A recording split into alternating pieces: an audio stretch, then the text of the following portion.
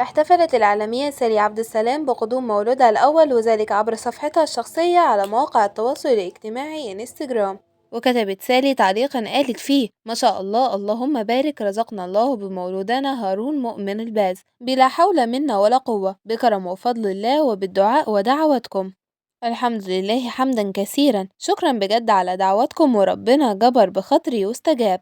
وتابعت كاشفة تفاصيل حالتها الصحية: كنت بعاني من دور برد وضغط عالي مش بينزل، وظهر زلال بنسبة عالية ممكن يسبب تسمم حمل فجأة، وكان لازم ولادة مبكرة. الحمد لله، ادعولنا نخرج بالسلامة وتتم بصحة كويسة.